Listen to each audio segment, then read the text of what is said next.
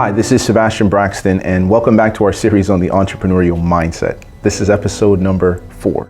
Now, I want to begin with a story where I read about Middle Eastern girls going to school for the first time in this particular country. Now, their male counterparts were not so excited about this development. They tried every particular thing they could to stop these girls from wanting to go to school. They tried to discourage them by throwing rocks at them as they walked. They tried to use chemicals to make them sick and ill, and they even threatened physical assault. Yet these girls were still motivated to go in spite of all of these apparent setbacks. What was it in them that motivated them to have that type of desire to learn? You know, in many ways, we don't have that same desire. I remember listening to a speech at a graduation, and the speaker said, if you graduate today and you stop reading tomorrow, you'll be an illiterate the next day. The truth is, we don't have that intrinsic desire to learn when we're not forced to in a school context.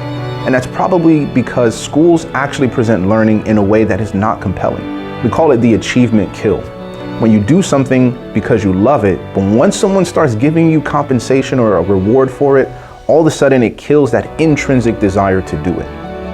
Now, what is the area in life where we are motivated to learn, that we can draw from to figure out how to get people to be curious, how to get them to learn, not because of a financial reward or something that they're going to gain when we're doing games? For example, when we're trying to master a particular sport like basketball or soccer, or maybe when we're playing a video game and we're trying to get to that next level, or maybe a board game and we're trying to figure out how to overcome the same mistakes that we make each and every time we play that particular game. Our curiosity compels us to want to learn how to play better, but there's no check at the end of the week. But there's no degree when you finish and you get there. Well, entrepreneurs have figured out how to take that same energy that we use to master games, like sports and board games and video games, and bring that back into their daily life and their work.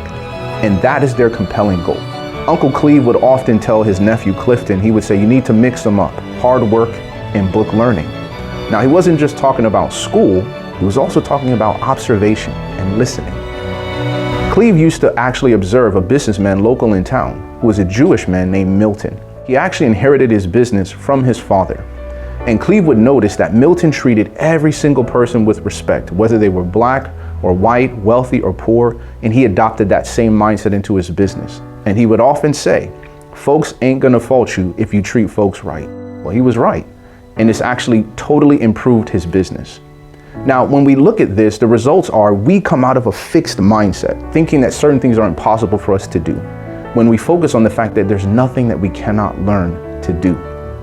Now, the last point I really want to bring out in this particular dimension of the entrepreneurial mindset is the fact that you and I have to focus on learning out of curiosity. Think about the things that you're curious about in yourself, in the world, in the problems that you're trying to solve.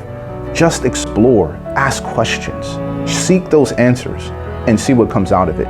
One of the most recent popular services right now is a service called Blinklist. It's basically proposing that the average CEO reads 5 books a month. Now, most people are like, I don't have time to read 5 books every single month. So what they propose to do is summarize those books into 15-minute bites, get the main concepts, and be able to move forward from there. What is it that they're trying to communicate? Is that readers are leaders and that learners are world turners. And if we make that same commitment to be a lifelong pursuer of knowledge, we can also be a world turner as well.